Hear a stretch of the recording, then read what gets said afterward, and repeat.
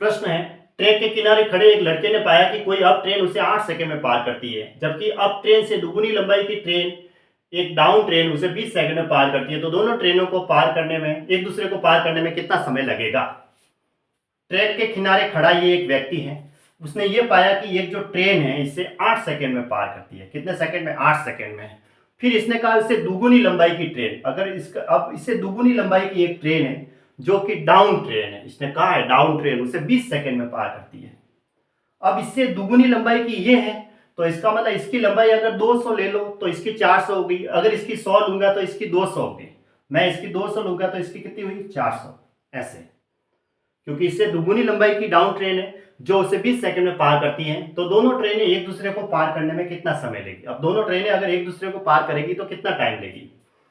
देखो, अब पार करने की दोनों ट्रेनें, तो समय निकालना है, समय बराबर दूरी बटा चाल। तो हमें दूरी तो दोनों ट्रेनों की लंबाई दे रखी है और चाल के लिए फिर ट्रेन की स्पीड चाहिए। तो ट्रेन की स्पीड कैसे निकालेंगे? ये ट्रेन इस आदमी को पार करेगी, तो आदमी तो खड़ा है, लड़का तो खड़ा है, तो सिर्फ स्पीड किसकी होगी? ट्रेन की होगी। अब ये ट्रेन इस आदमी को पार करेगी या लड़के को?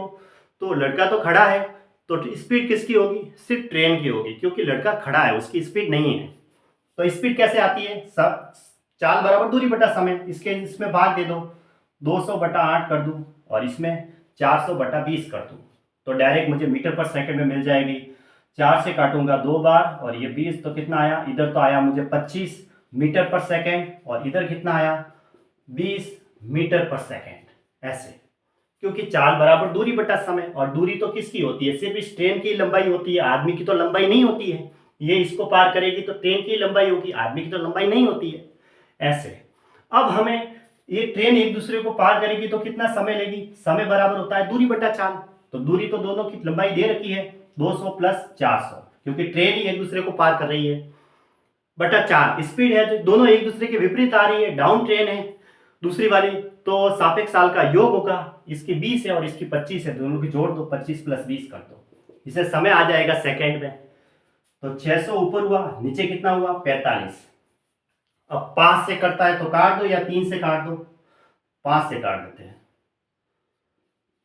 फिर 3 तो या 9, फिर 40, 40 बटा 3 आया सेकंड में। इसको सॉल्व करते हैं तो 13 सही 1 बटा 3 सेकंड आता है। ठीक है, ये इसका आंसर हो गया, यानी कि ऑप्शन ए राइट है, 13 सही 1 बटा 3 सेकंड।